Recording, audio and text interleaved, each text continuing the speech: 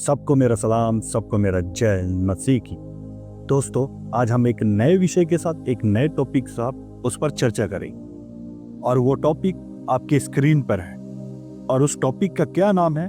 प्रभु यीशु का आगमन कब हो? Question mark. आज हम इसी टॉपिक से रिलेटेड वचनों पर बात करेंगे। तो आइए शुरू करते हैं। दोस्तों, जब से प्रभु यीशु मसीह इस पृथ्वी को छोड़कर स्वर्ग गए, तब से अब तक काफी समय बीत चुका है और काफी लोगों के मन में ये सवाल हमेशा से उठता आया है। आज हम इसी भ्रम को दूर करेंगे। आपको ये जानना है कि परमेश्वर पिता ने हमारे लिए धैर्य रखा है ताकि कोई नाश ना हो, इसलिए वो देरी कर रहा है। वो चाहता है कि सब तक सुसमाचार पहुंचे ताकि वो बचे। आइए हम इसको कुछ वचनों से पुख्ता करें।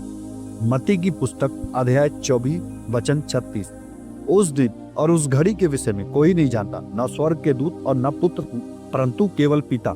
इसका मतलब यह है कि पिता धैर्य रख रहा है ताकि सब बचाए जाए और समय बढ़ाया गया और परमेश्वर लोगों को मौका दे रहा ताकि सब लोग बचे।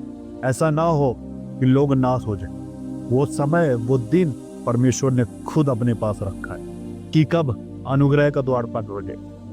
परमेश्वर लोगों को समय दे रहा है ताकि वो तैयारी करे, वो बच जाए। ऐसा ना हो कि किसी को मन फिराव का मौका ना मिले, इसलिए परमेश्वर धैर्य रखा है। आइए हम कुछ और वचनों को पढ़ते हैं। मत्ती की पुस्तक अध्याय 24 वचन 6। तुम लड़ाइयों और लड़ाइयों की चर्चा सुनोगे तो घबराना मत, क्योंकि इनका होना अवश्य है, परंतु उस समय अंत न हो। जी हाँ दोस्तों, जैसे आज हम देखते हैं कि एक देश दूसरे देश पर चढ़ाई कर रहा है, लोगों को मार रहा है और खूब लड़ाइयाँ हो रही। लोगों को लगता है अब अंत निकट है, पर नहीं दोस्तों, ये एक चिन्ह है, एक साइन। ये हमें ये याद दिलाएगा कि ये जरूर होगा, पर अंत नहीं होगा। अंत कब होगा उसके लिए हम आगे जाएं। हमें डर में नहीं, विश्वास में चलना है। अफवाहों से नहीं, वचन से मार्गदर्शन दे। और वचन कहता है कि अब इस समय है, उस समय तैयारी का। दूसरा पत्रस अध्याय 3 वचन 9। प्रभु अपनी प्रतिज्ञा के विषय में देर नहीं करता, परंतु तुम्हारे विषय में धीरज धरता है और नहीं चाहता कि कोई नाश हो, वरन यह है कि सबको मन फिराव का अवसर मिले। परमेश्वर इसलिए धीरज धर के बैठे हैं और देर कर रहे हैं ताकि सबको मन फिराव का अवसर मिले और लोग बच जाए। परमेश्वर सबको बचाना चाहता है, पर वो आपको चुनना है कि आपने बचना है कि नहीं बचना। पर परमेश्वर आपके लिए धैर्य धर कर बैठा है ताकि सबको मन फिराव का मौका मिले। आज अनुग्रह का दिन है, आज मन फिराने दे, पर यह सब दिन नहीं रहेगा अनुग्रह का दिन, इसलिए भी समाप्त हो जाएगा। मत्ती की पुस्तक अध्याय 24 वचन 14। और राज्य का यह सुसमाचार सारे जगत में प्रचार किया जाएगा कि सब जातियों पे गवाही हो, तब अंत आ जाएगी। देखो दोस्तों, ये वचन कितना पुख्ता कर रहा है कि परमेश्वर कहता है जब सब जातियों तक सुसमाचार पहुंच जाएगा तब अंत आ जाएगा। अंत से पहले सुसमाचार हर जाति, हर देश, हर भाषा तक पहुंचेगा। ये कलीसिया की जिम्मेवारी जो सुसमाचार को फैलाएगी। पर परमेश्वर के वचन हर विश्वासी एक गवाह अंत के दिनों।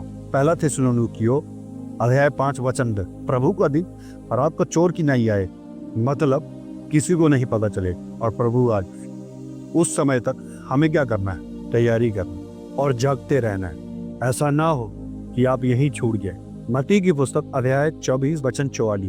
तुम भी तैयार रहो, क्योंकि जिस घड़ी के विषय में तुम सोचते भी नहीं हो, उसी घड़ी मनुष्य का पुत्र आ जाएगा। जी हाँ, प्रभु यीशु मसीह उस दिन आ जाएगा जब कोई सोचेगा नहीं, जब किसी के दिमाग में भी प्रभु उस दिन आ जाए। इसलिए प्रभु के आने से पहले आपको तैयारी करना, आपको पवित्रताई में जीवन जीना, आपको जागते रहना। ये ना हो जब प्रभु आए तो आप छूट जाओ।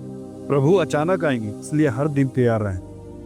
मत्ती की पुस्तक अध्याय 25 वचन 13। जागते रहो, क्योंकि तुम ना तो उस दिन को जानते हो ना उस घड़ी।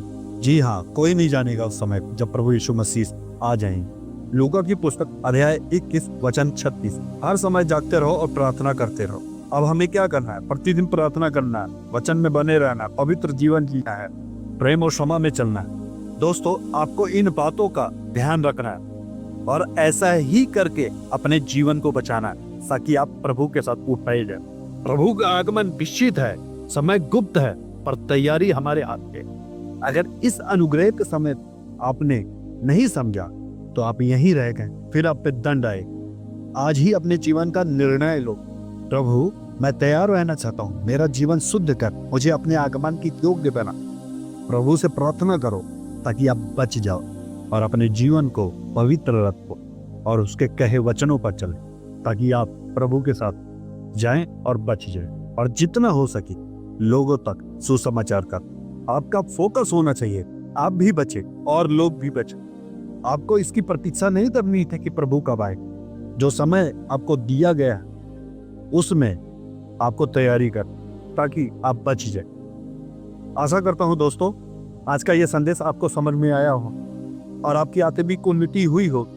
मैं फिर बहुत जल्द एक नए विषय के साथ, एक नए टॉपिक के साथ वापस आऊंगा। तब तक सबको मेरा सलाम, सबको मेरा जय मसीह।